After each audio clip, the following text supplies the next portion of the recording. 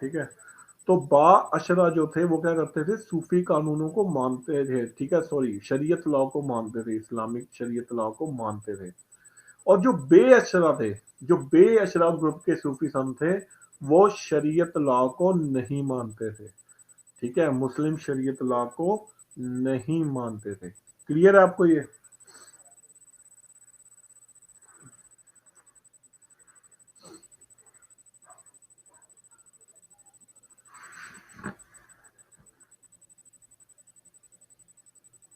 शरीयत लॉ जो है वो इस्लामिक लॉ है, इस्लाम के जो कानून है वो शरीयत के अकॉर्डिंग लिए गए हैं, ठीक है। शरीयत क्या चीज़ है, कुरान में से और हदीस में से उन्होंने कुछ चीज़ें निकाली हुई हैं और कानून बनाया अपना, जैसे हमारा आईपीसी सीआरपीसी होता है, इनका रिलीजन के ऊपर ही कानून है।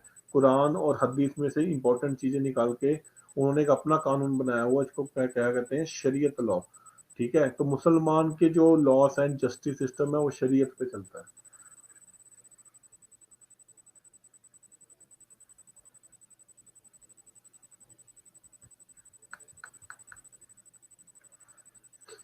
ठीक है जी। जो बेशरा थे वो कोई यूनिवर्सल लॉ करते थे, वो कहते थे we are not bounded by शरीयत लॉ। दे वर फकीर, फक्कर, जो फक्कर फकीर होते हैं, like Jesus, Jesus was not bounded by any law, ठीक है। उन्होंने ओपनली डिक्लेयर किया था I am the son of God, और बाद में उन्होंने कहा था आई एम द गॉड, ठीक है। वो यूनिवर्सल लॉ में चलते थे, वो किसी इन चीज़ों से बंधे हुई चीज़ों से नहीं चलते थे। जितने बड़े बड़े आपको संत मिलेंगे, फकीर मिलेंगे, वो कभी किसी चीज़ से बंधे नहीं होंगे। बंधन से कभी परमात्मा नहीं मिलता, आपको बंधन मुक्त होना पड़ता है। अगर आप बंधन में रहेंगे तो कभी परमात्मा नहीं आपको मिलेगा, ठीक है।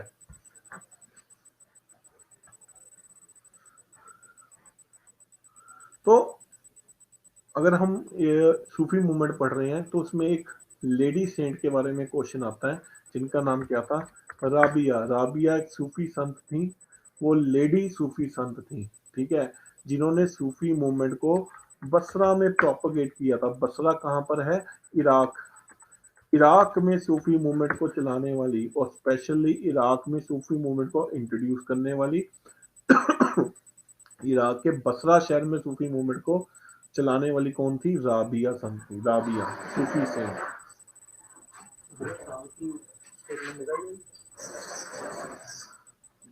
क्लियर है जी?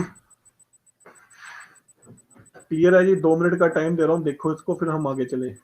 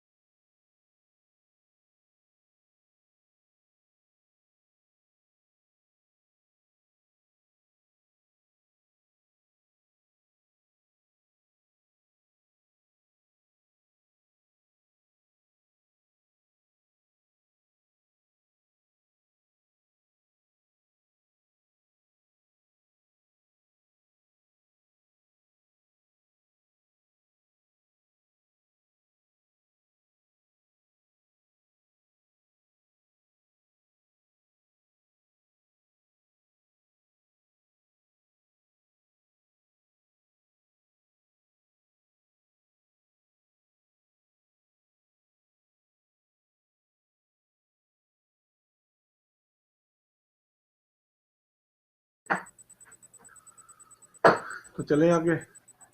खानखा वो जगह थी जहाँ पर पीर पैगंबर बैठते थे और बाद में उनको वहीं पर ही दफनाया जाता था, ठीक है। उनकी समाधि बनाई जाती थी जहाँ पर, वहाँ पर लोग मेले लगते थे, ठीक है। आज भी आप जाते ही हो खानखाओं में, जिनको पीरों की जगह कहते हैं।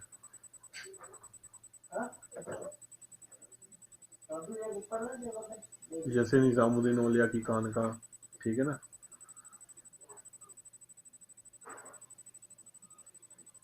राबिया एक मुस्लिम सूफी लेडी सेंट थी, ठीक है, जिन्होंने सूफी मूवमेंट को इराक में लेके आई थी। और सबसे बड़ा उन्होंने अपना हेडक्वार्टर इराक में कहाँ पर बनाया था, बसरा में। बसरा में सूफी मूवमेंट को प्रोपोगेट किया था। और एकमात्र लेडी सूफी सेंट आपको मिलेंगी, जो वो कौन थी, राबिया थी।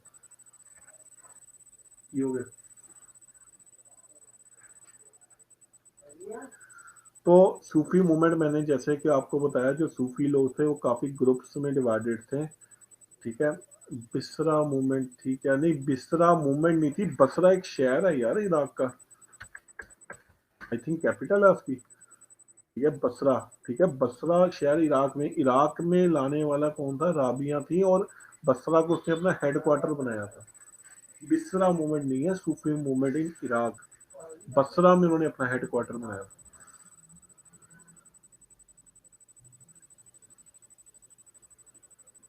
ये हो गया।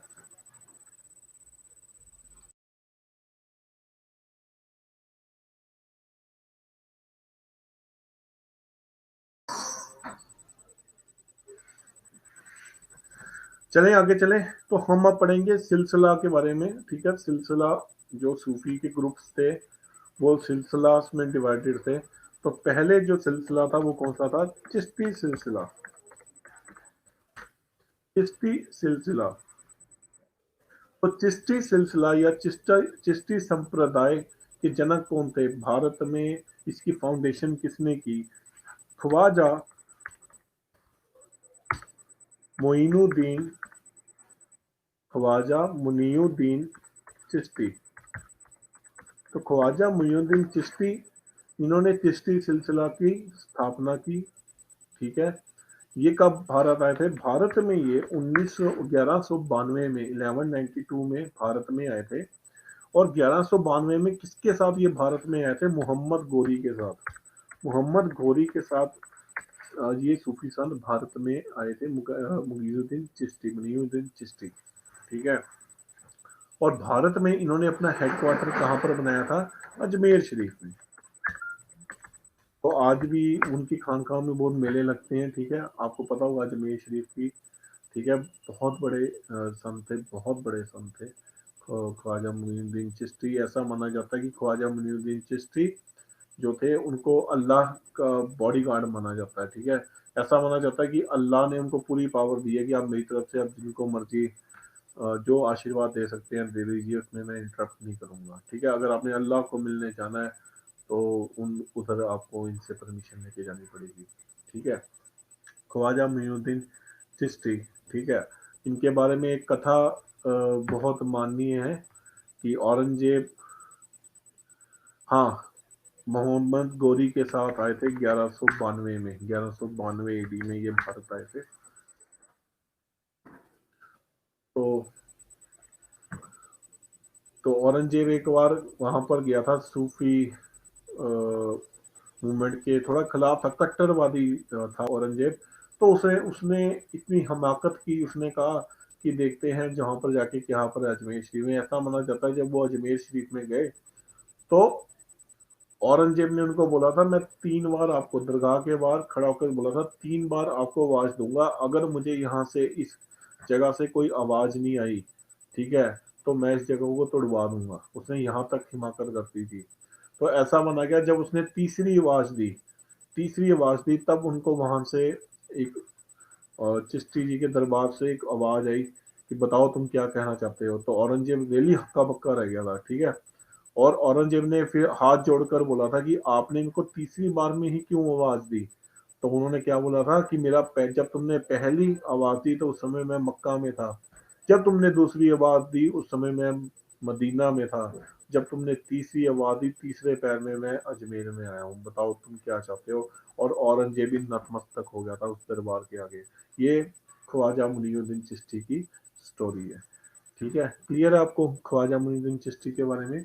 तो इन्होंने चिश्ती संप्रदाय का नींव रखा, ठीक है। क्लियर है इतना।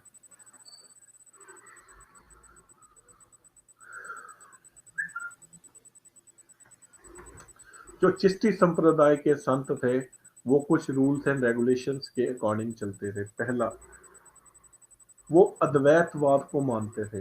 दे believe in Advaita philosophy. Advaita philosophy के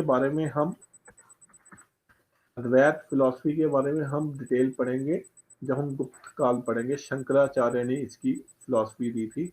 मैं आपको थोड़ा बता देता हूँ इसके बारे में, थोड़ा सा नॉलेज दे देता हूँ। अद्वैत फिलॉसफी, इसको शंकराचार्य, आदि गुरु शंकराचार्य ने इसके बारे में बताया था। और उनके अकॉर्डिंग क्या था, अद्वैत फिलॉसफी क्या कहती है? अद्वैत फिलॉसफी ये बात कहती है कि आत्मा में परमात्मा में कोई फर्क नहीं है। शिवो हम, उन्होंने बोला था हर चीज में परमात्मा है, हर चीज शिव है, तुम भी शिव हो, मैं भी शिव हूँ, रियलिटी वन, हर चीज में परमात्मा है। ये सब, ये जो दुनिया को सब दुनिया दिख रही है वो उसी परमात्मा का रूप है। वो डिफरेंट रूपों में वो किसी ना किसी तरीके से बैठा हुआ है, पर हर चीज में एक ही सत्य है। वो क्या है? वो परमात्मा है। उस परमात्मा को देखा नहीं जाता, वो परमात्मा कण कण में वास करता है। ठीक है, जो ये शरीर आप देख रहे हैं ये चीजें क्या है? ये माया है। ठीक है, अगर आप इस माया को अगर आप हटा देंगे, अगर आप इस माया के जंजाल को हटा देंगे तो आपको वो परमात्मा जरूर दिखेगा। और ये परमात्मा कब दिखेगा? अगर ये माया हटेगी कैसे? ज्ञान से। अगर रियलिटी और ज्ञान के द्वारा, या गुरु के ज्ञान के द्वारा ये माया का पर्दा हटेगा और आपको कण कण में परमात्मा दिखेगा। ठीक है, तो ये फिलॉसफी क्या है? अद्वैत फिलॉसफी बाय शंकराचार्य। ऐसा माना जाता है जो चिश्ती संप्रदाय के संत थे वो भी इसी अद्वैत फिलॉसफी को ही मानते हैं। सबसे बड़ी बात क्या है, वो जो चिश्ती संप्रदाय के थे वो निजी प्रॉपर्टी, प्राइवेट प्रॉपर्टियों को नहीं मानते थे। वो प्राइवेट प्रॉपर्टीज नहीं बनाते थे, कोई पैसा नहीं रखते थे। फक्कर लोग थे, वो कहते थे पैसा क्या है, ये आया गया, पैसा आपके साथ नहीं जाएगा। ठीक है, तो प्राइवेट प्रॉपर्टीज को नहीं रखते थे। दूसरा, अरे वो तो राजाओं से सीधा बात करते थे। ठीक है, राजा उनके दरबार में आता था, वो कभी राजा के पास नहीं जाते थे, कभी राजा के पास वो नहीं गए, कभी राजा से कोई फेवर नहीं लिया। बड़े बड़े राजा उनके पास आते थे, अकबर गया, औरंगजेब गया, मोहम्मद बिन तुगलक भी इस दरबार में गया था। ठीक है, ये नहीं कही जाते थे, और सीधा फक्कर लोग थे ये। ठीक है, सबसे बड़ी बात ये है, ये सभा में विश्वास रखते थे। सभा, ये सभा में विश्वास रखते हैं। सभा क्या होता है? जहां पर संगीत और कवालियां चलती हैं। आपने देखा होगा कि आप जाते हैं जब मुस्लिम दरगाहों में जाते हैं तो वहाँ लोग नाच रहे होते हैं, भक्ति में लीन होते हैं, नाच रहे होते हैं, गा रहे होते हैं, संगीत कवालियां चल रही होती हैं। ठीक है, तो ये क्या, इसको क्या बोला जाता है? सभा। वो सभा में विश्वास रखते थे। कोई पैसा नहीं अर्जित करते थे, कोई धन नहीं करते। जो पैसा आता था उसको वो पब्लिकली लोगों की भलाई के लिए आगे दान कर देते थे, उस पर लगा देते थे। Very important question. सभा पे विश्वास रखते थे। क्लियर है? अभी आपको इतना क्लियर हुआ चिश्ती सिलसिला के बारे में?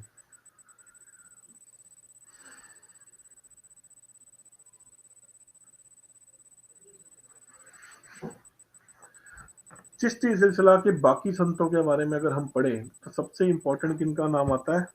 ख्वाजा, ख्वाजा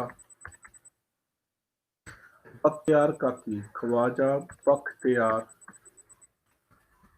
काकी, याद है नाम इसका? ख्वाजा बख्तियार काकी का नाम, कुतुबुद्दीन बख्तियार काकी। पढ़ाया था मैंने आपको दिल्ली साल में, जिनके नाम पे कुतुब मीनार बनाया गया था। ठीक है, तो बहुत बड़े सूफी संत थे। और एक ख्वाजा कुतुबुद्दीन बख्तियार काकी जो थे वो भी सूफी चिश्ती सिलसिला से डील करते थे। ठीक है, इस सिलसिला के थे। तो इनका एक बहुत बड़ी स्टोरी मशहूर है। ख्वाजा कुतुबुद्दीन बख्तियार काकी की पावर्स के बारे में अगर हम पढ़ें तो एक छोटी सी आपको स्टोरी सुनाऊंगा। कि ऐसा माना जाता है कि दिल्ली का जो गवर्नर था, ठीक है, वो ख्वाजा कुतुबुद्दीन बख्तियार काकी से बहुत जलता था।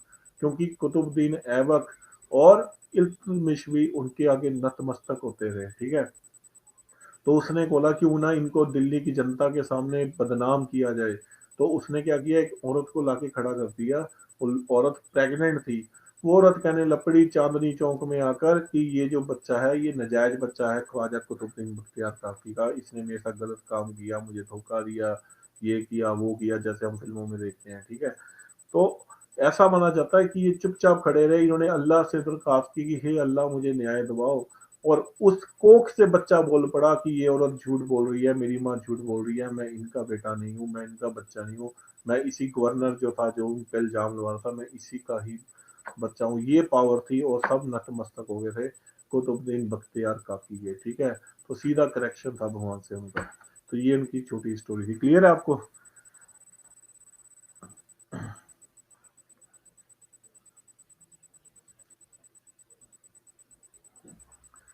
कुतुबुद्दीन बख्तियार काकी के शिष्य थे।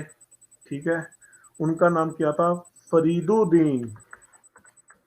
फरीदुद्दीन गंज शक्कर। फरीदुद्दीन गंजे शक्कर, जिनको बाबा फरीद भी कहा जाता है। सुना होगा नाम आपको, पंजाब वालों ने तो सुना ही होगा। ठीक है, जिनको बाबा फरीद भी कहा जाता है, फरीदुद्दीन गंजे शक्कर। ठीक है, तो ऐसा माना जाता है फरीदुद्दीन गंजे शक्कर। गंजे शक्कर क्यों बोला गया? क्योंकि उनको शक्कर बहुत पसंद थी खाने में। ठीक है, इसलिए उनको गांजे शक्कर बोला गया। ठीक है, और इनको बाबा फरीद भी बोला गया है। तो बाबा फरीद को दीक्षिता, सूफी चिश्ती सिलसिला में दीक्षिता किसने दी थी? कुतुबुद्दीन बख्तियार काकी इनके गुरु थे। ठीक है, तो ऐसा माना जाता है, इनके बारे में एक स्टोरी है कि बाबा फरीद जो थे, इनमें इतनी पावर थी कि वो बिजली जो गिर रही थी, एक दिन वो किसी गांव में बैठे थे, बिजली गिर रही थी बहुत ज्यादा। ठीक है, लोगों को मार रही थी, पेड़ों को लॉस और आग लगा रही थी। तो उन्होंने क्या किया था, अपनी ताकत से बिजली को रोक दिया था। ठीक है, लाइटनिंग, जो लाइटनिंग होती है उसको रोक दिया था। तो आज भी अगर आप पंजाब के गांव में आप चल जाओ तो वहां पर जब बिजली लचकती है या थंडरिंग होती है, ऐसा लगता है बिजली गिर रही है, तो वहां पर लोग बाबा फरीद का नाम लेते हैं कि हे बाबा फरीद बचाओ हमें। ठीक है, तो ऐसा माना जाता है बाबा फरीद के बारे में। रियली बहुत पावरफुल थे ये। दूसरा सबसे इम्पोर्टेंट इनके बारे में स्टोरी आपको अक्सर मिल जाएगी पंजाब में, कि इनकी इनको आप देखोगे इस तरह से एक कौआ सामने खड़ा हुआ है और इस तरह से आंखों के सामने, इस तरह से आंखों के सामने दो उंगलें लेके इनकी पिक्चर आपको ज्यादा मिलेगी। उसके बारे में इतिहास था कि मतलब कि जब ये बुजुर्ग हो गए थे, ठीक है, बहुत बुजुर्ग हो गए थे, तब इनसे उठा भी नहीं जाता था, तो एक काई था, काई एक कौआ इनको नोच रहा था, इनके मांस को नोच रहा था। ठीक है, वो इतने बुजुर्ग हो चुके थे कि वो उसको ना हटा भी नहीं पा रहे थे। तो उन्होंने वो क्या बोला था, ए दो नैना मत छियो पीर देखन की आस, मतलब आप पूरे मेरे शरीर को खा जाओ, पूरे मेरे मांस को खा जाओ, पर इन दोनों नैनों को मत खाना, क्योंकि मेरा ये आखिरी वक्त है, मैं परमात्मा को देखना चाहता हूँ, मेरे इन दो नैनों को बख्श दो, चाहे पूरा शरीर खा जाओ मेरा। ठीक है, तो बहुत फेमस सेंट थे बाबा फरीद। ठीक है, इनकी जो बाबा फरीद की जो आपको क्या नाम है, बानी है, ये उनकी बानी है, जो इनके वर्ड्स हैं, जो इनकी टीचिंग्स हैं, वो आपको आदि ग्रंथ में भी मिलेगी, यानी गुरु ग्रंथ साहिब में भी इनकी टीचिंग्स आपको मिलेंगी। ठीक है, तो सिखों के गुरु ग्रंथ साहिब, पावन गुरु, ठीक है, उनमें भी आपको बाबा फरीद की टीचिंग्स आपको मिलेंगी। ये क्वेश्चन कई बार आ चुका है। ठीक है, क्लियर है जी बाबा फरीद के बारे में?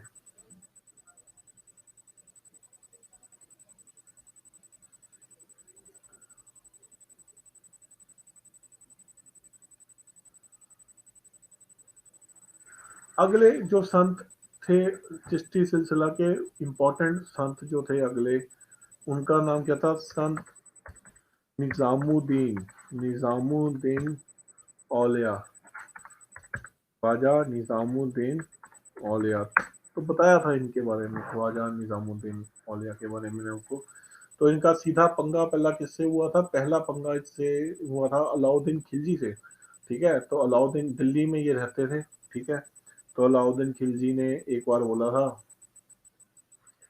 कि मैं आपको मिलना चाहता हूँ, आप यहाँ पर आइए। इनको एक पत्र लिख के भेजा था, तो उन्होंने साफ मना कर दिया था। उन्होंने कहा था कि मैं किसी के जाता नहीं है, अगर तुमने आना है यहाँ आके मिलो। ठीक है, मैं नहीं किसी के जाता। ठीक है, तो इनके बीच में आपस में खुंदकबाजी होगी भी। ठीक है, तो अलाउद्दीन खिलजी ने कहा था मैं राजा हूँ, मैं सुल्तान हूँ, मैं सुल्तान हूँ, सुल्तान का आदेश है कि आपको यहाँ मिलना ही पड़ेगा।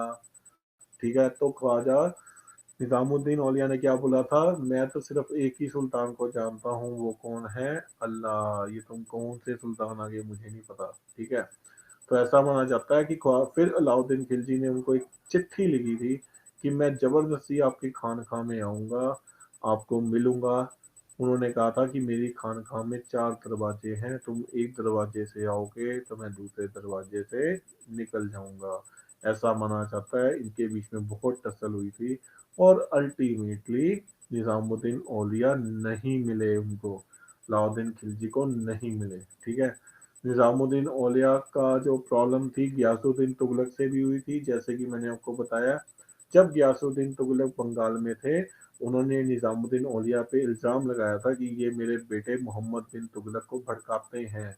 उनको ये नहीं पता था उनका जो बेटा मोहम्मद बिन तुगलक है वो अपने आप में ही तारा है, स्टार है, उसको भड़काने की जरूरत नहीं है।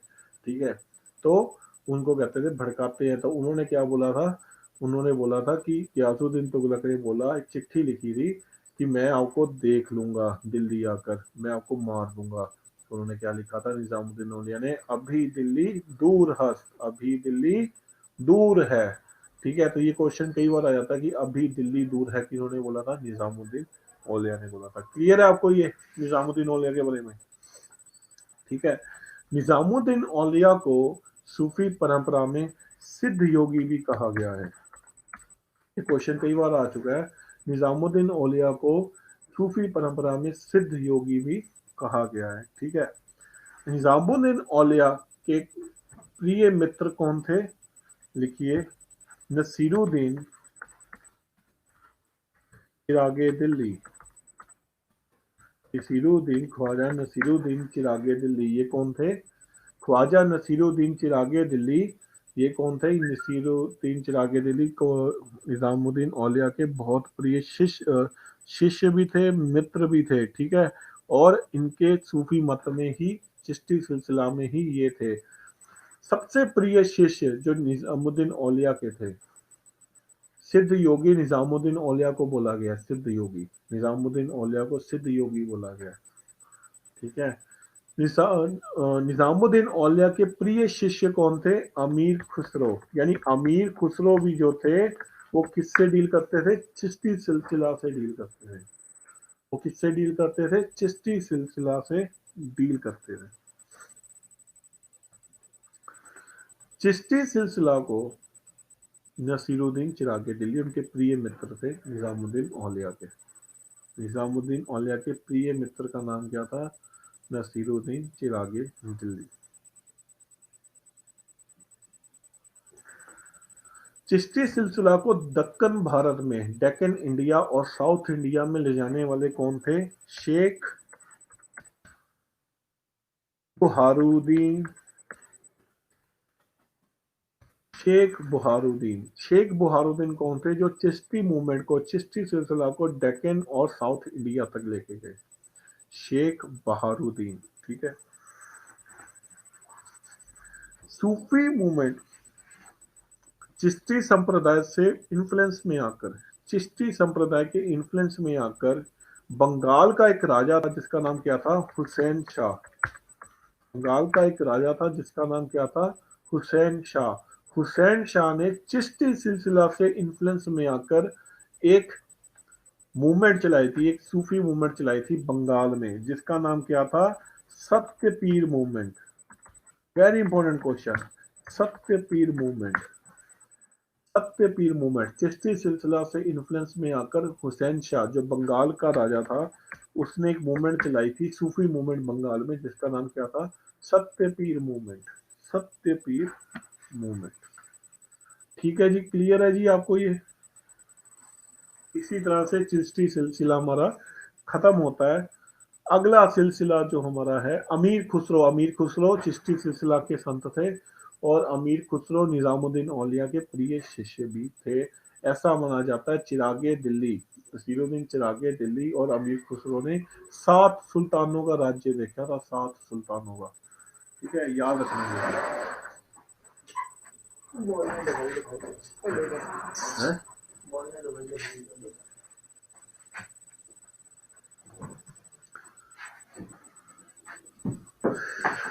शेख बहारुद्दीन वो संत थे जो सूफी मूवमेंट को, चिश्ती सिलसिला को, चिश्ती मूवमेंट को, ठीक है ना, चिश्ती सिलसिला को डेक्कन और साउथ इंडिया तक लेके गए। क्लियर है? हुसैन शाह कौन थे? हुसैन शाह बंगाल का शासक था। वो चिश्ती सिलसिला से बहुत प्रभावित था और चिश्ती सिलसिला के तर्ज पर उसने बंगाल में एक सूफी मूवमेंट चलाई थी जिसको क्या बोला गया? सत्य पीर मूवमेंट। सत्य पीर movement.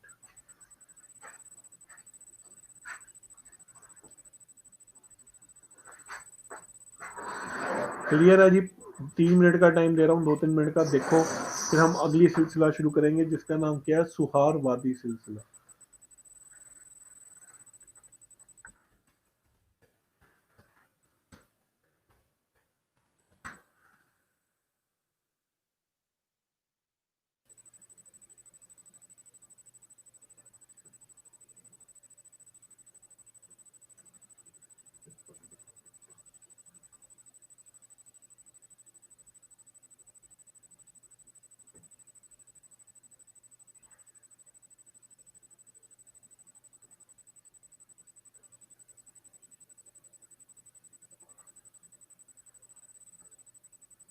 Yes, all these saints are under one silsila, Chishti सिलसिला।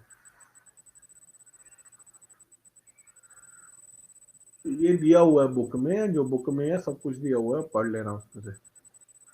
आपको नोट्स बनाने की भी जरूरत नहीं है, जो मैं बता रहा हूँ वो लिखी जाओ और उस बुक में से पढ़ लो, बुक बहुत काफी है वो।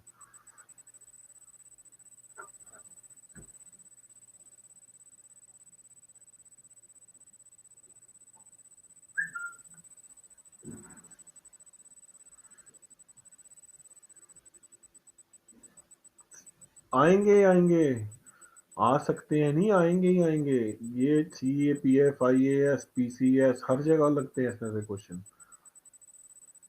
और चिश्ती सिलसिला तो बहुत इंपॉर्टेंट है, चिश्ती सिलसिला तो बहुत ज्यादा इंपॉर्टेंट है। अच्छा, कल है आपका पेपर?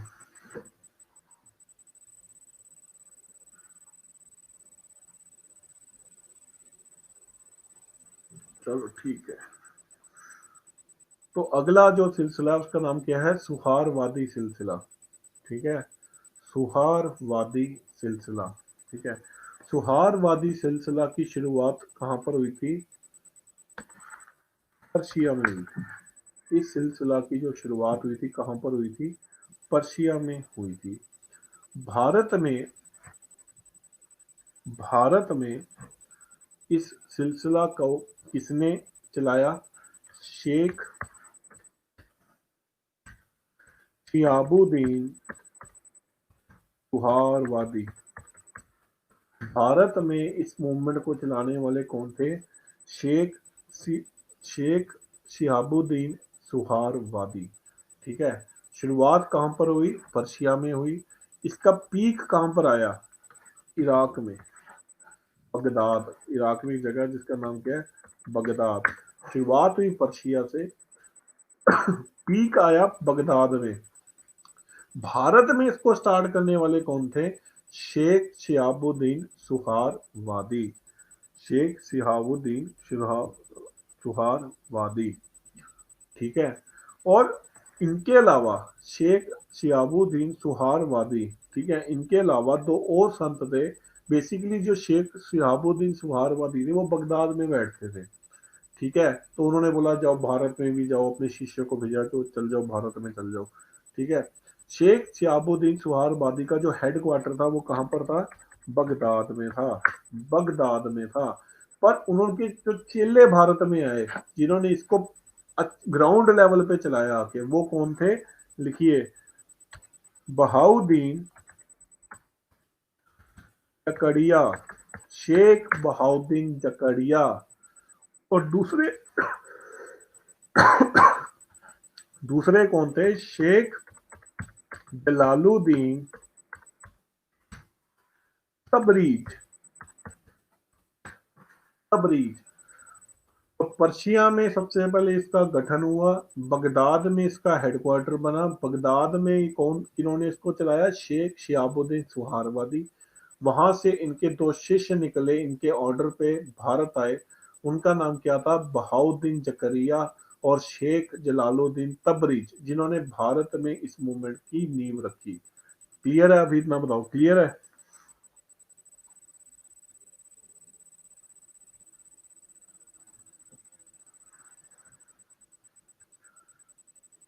इस सिलसिला का जो हेडक्वार्टर था वो कहाँ पर था, मुल्तान में।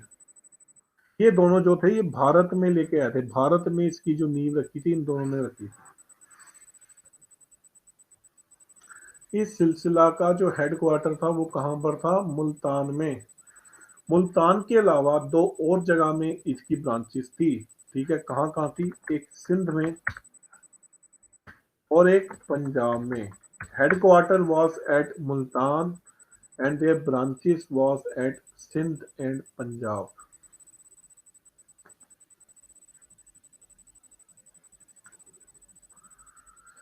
क्लियर है जी?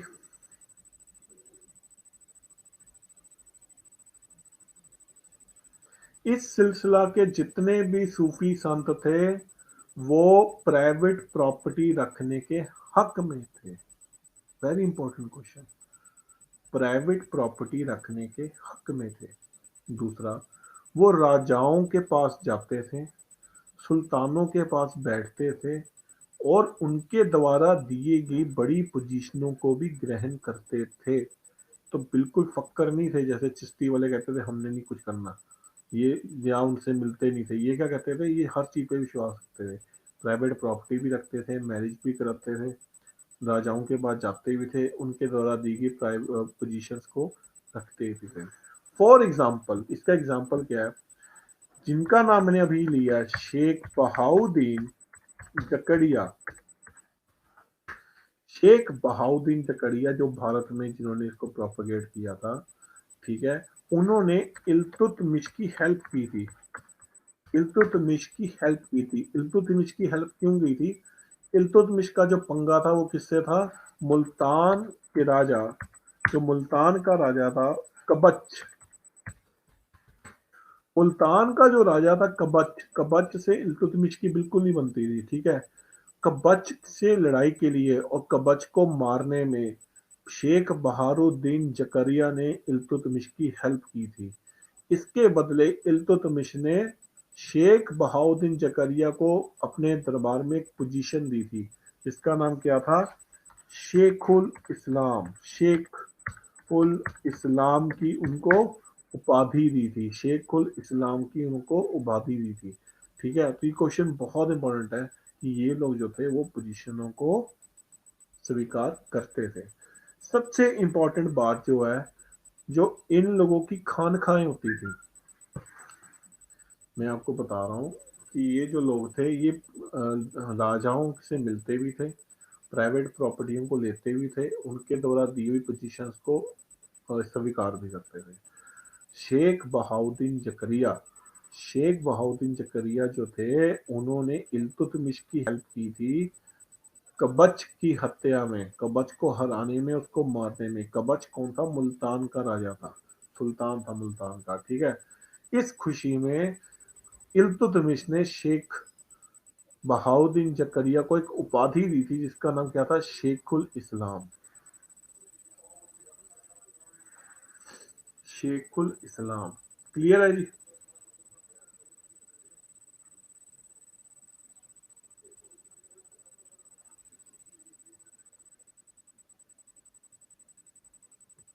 ठीक है, आगे लिखिए। सबसे इंपॉर्टेंट चीज क्या है? जो सुहारवादी संप्रदाय के संत थे वो अपनी खानका में आम पब्लिक को नहीं आने देते थे। Very important question. वो आम पब्लिक को वहां नहीं आने देते थे।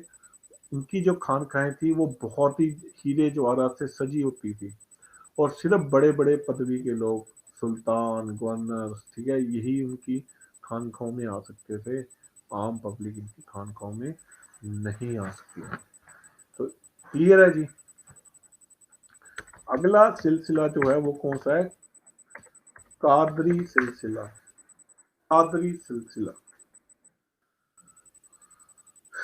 देखिए 2 मिनट का टाइम देता हूँ, ठीक है, फिर आगे चलते हैं।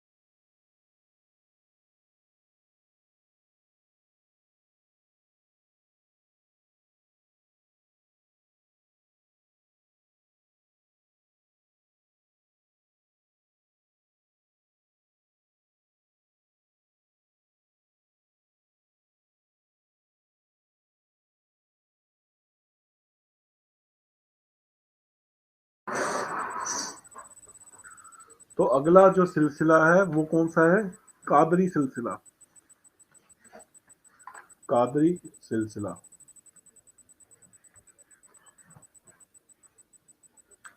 तो कादरी सिलसिला जो था, कादरी सिलसिला की जो स्थापना थी वो कहां पर हुई? इराक में। इराक के बगदाद में।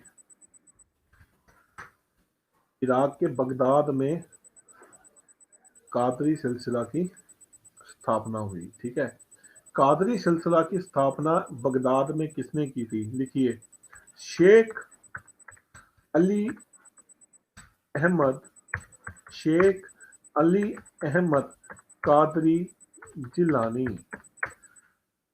कादरी सिलसिला की स्थापना इराक में हुई थी, बगदाद में। इसकी स्थापना किसने की थी? शेख अली अहमद कादरी जिलानी। शेख अली अहमद कादरी जिलानी। ठीक है। भारत में इस सिलसिला को, कादरी एक सिलसिला है, ठीक है, एक एक नाम है कादरी। ठीक है, कुछ इसमें वो नहीं है कोई, क्या मीन है, कादर खान भी तो है। ठीक है, एक जस्ट एक नाम है। जो उनकी कास्ट थी, वो कादरी कोई गांव था, उस गांव से उन्होंने अपना नाम आगे लिखा था, मैं कादरी, जैसे शिव कुमार बटालवी। ठीक है ना। तो इस तरह से वो कादरी एक जगह का नाम था, जगह के नाम से उन्होंने अपने आप को कादरी बोला, क्योंकि ये वहां से उनके द्वारा की गई थी, इसलिए सिलसिला को कादरी सिलसिला बोल दिया। ठीक है। तो भारत में इस सिलसिला को चलाने वाले कौन थे? शेख मोहम्मद कादरी जिलानी। भारत में इस सिलसिला को चलाने वाले कौन थे? शेख मोहम्मद कादरी जिलानी।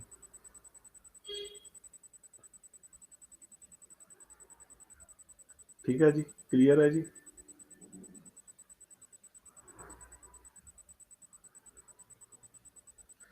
इस सिलसिला के दो इंपॉर्टेंट, सबसे इंपॉर्टेंट लोग कौन थे? एक दारा सिखो, मैंने आपको बताया था दारा सिखो के बारे में। ठीक है, वो बहुत स्पिरिचुअल आदमी था। ठीक है, दारा सिखो, उसने उपनिषद को कन्वर्ट किया था, पर्शिया में लिखा था। ठीक है, उसकी ट्रांसलेशंस की थी। ठीक है। तो दारा शेखों जो थे वो कादरी सिलसिला से डील करते थे। दूसरे सबसे इंपॉर्टेंट जो थे वो कौन थे? मियां मीर मन्नू। मियां मीर मन्नू। गोल्डन टेम्पल, श्री हरमंदर साहब की जो पहली ईंट रखी थी, नींव रखी थी, वो किसने रखी थी? मियां मीर मन्नू ने। मियां मीर मन्नू बहुत बड़े सूफी संत थे, और उस समय लाहौर के गवर्नर भी थे। He was also the governor of Lahore.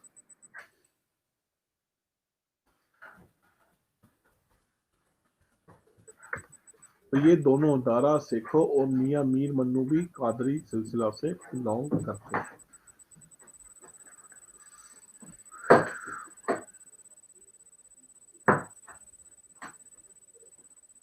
Clear है।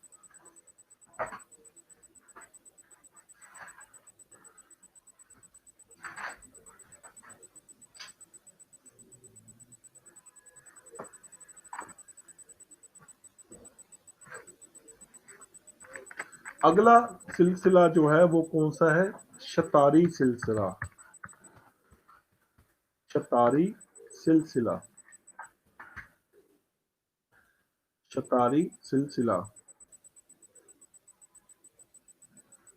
शतारी सिलसिला का फाउंडर कौन थे? शेख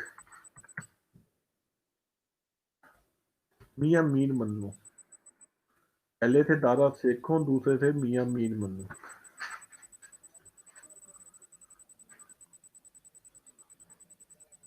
चले आगे।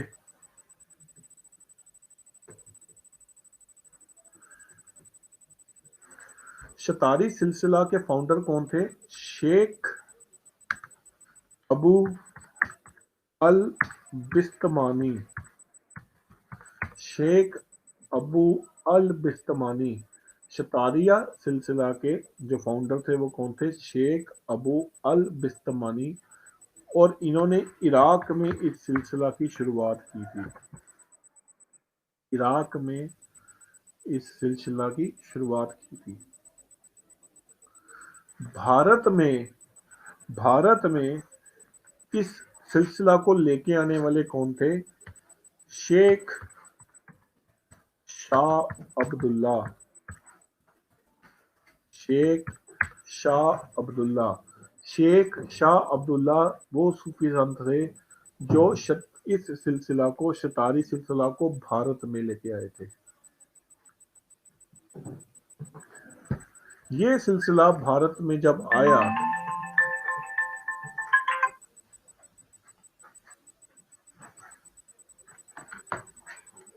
देखिए इसको पहले देखिए कौन।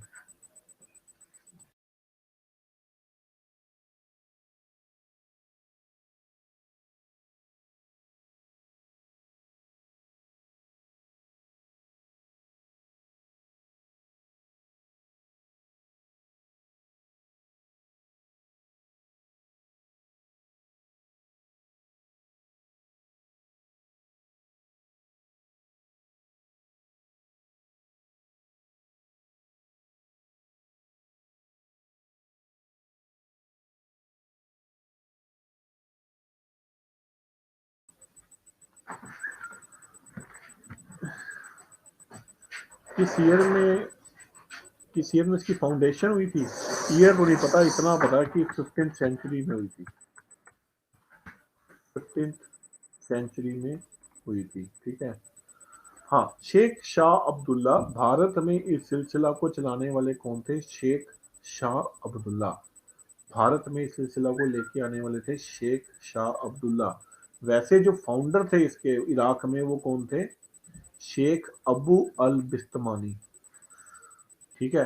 जब भारत में ये सिलसिला आया, ठीक है, सतारिया सिलसिला जब भारत में आया, उस समय भारत में लोधी एम्पायर चल रहा था। लोधी एम्पायर चल रहा था। Very important question. भारत में उस समय क्या चल रहा था? लोधी एम्पायर चल रहा था, ठीक है। भारत में इस सिलसिला के सबसे प्रसिद्ध और फेमस सूफी संत कौन थे? मोह सूफ सूफी संत जो भारत में जो मशहूर थे यहाँ इस सिलसिला के, वो कौन थे? शेख मोहम्मद गौस। शेख मोहम्मद गौस, ये कौन थे? भारत में इस सिलसिला के सबसे प्रसिद्ध और मशहूर संत थे शेख मोहम्मद गौस। क्लियर है जी?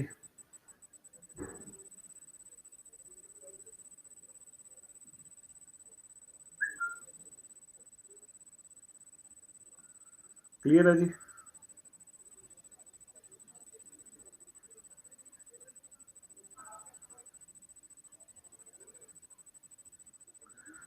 अगला जो सिलसिला है वो कौन सा है?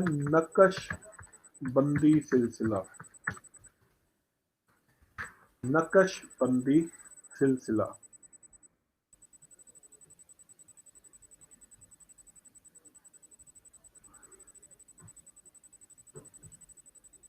शेख मोहम्मद गौस सतारिया सिलसिला के बहुत फेमस सूफी संत थे। शेख मोहम्मद गौस भारत में मशहूर संत थे इस सिलसिला से।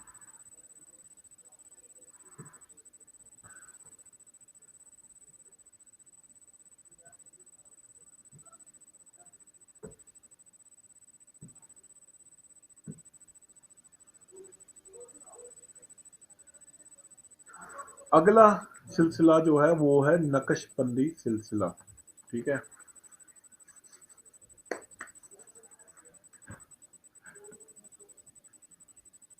लंच ब्रेक दूंगा अभी, ये तो पढ़ लो, इसके बाद दे दूंगा। सूफी मूवमेंट थोड़ा सा रह गया, इसको खत्म कर लो, फिर उसके बाद दे दूंगा आपको 10-15 मिनट की।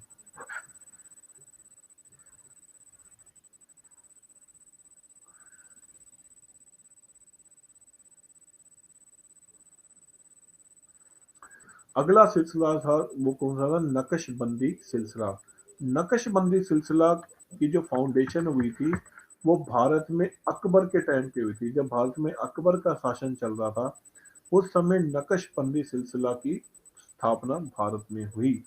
और इस सिलसिला को स्थापित करने वाले कौन थे? शेख बाकी बिल्ला, शेख मोहम्मद गाउस, ये शतारी सिलसिला के थे, शतारी सिलसिला।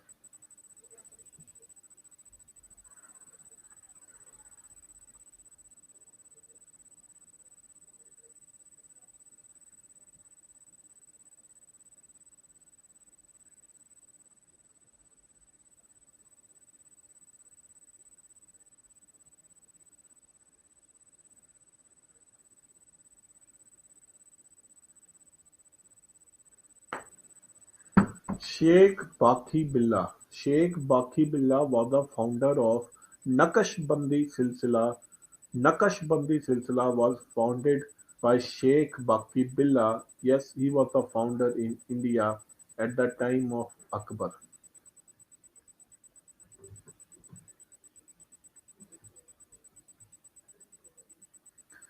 ये जो सिलसिला था ये बहुत ही ऑर्थोडॉक्स सिलसिला था। Very important question. It was very Orthodox सिलसिला, इट वॉज कट्टरवादी सिलसिला, मुस्लिम कट्टरवादी सिलसिला था ये। अगर ये मुस्लिम कट्टरवादी सिलसिला था तो इसका मतलब क्या है, ये बाअशरा था। बाअशरा का मतलब क्या है, जो शरीयत लॉ को फॉलो करता था। ठीक है, इसका मतलब ये क्या था, ये बाअशरा था। ये कट्टरवादी सिलसिला, पूरे सिलसिलाओं में सबसे कट्टरवादी मुस्लिम सिलसिला कौन सा था, नक्शबंदी सिलसिला।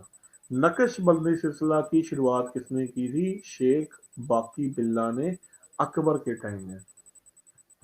इसके सबसे इंपॉर्टेंट से शेख कौन थे, सूफी संत कौन थे इस सिलसिला के अकबर के टाइम में, उनका नाम था शेख शेख अहमद सरहंदी।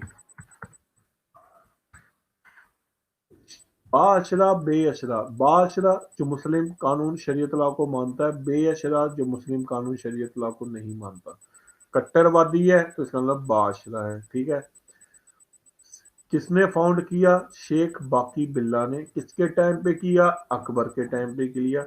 सबसे इंपॉर्टेंट सूफी संत इस सिलसिला के कौन से थे, शेख अहमद सरहंदी।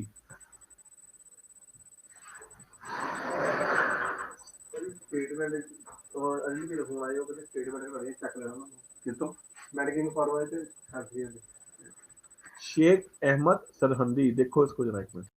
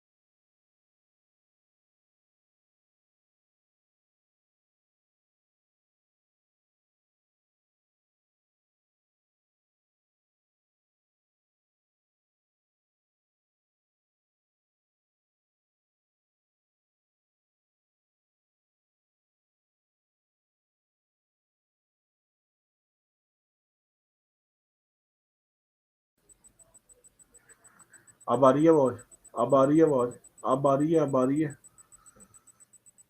देखो, ये जो शेख बाकी बिल्ला थे, इन्होंने भारत में इसकी स्थापना की थी। पर्शिया में इसकी स्थापना किसने की, इसके बारे में ज्यादा नॉलेज नहीं है।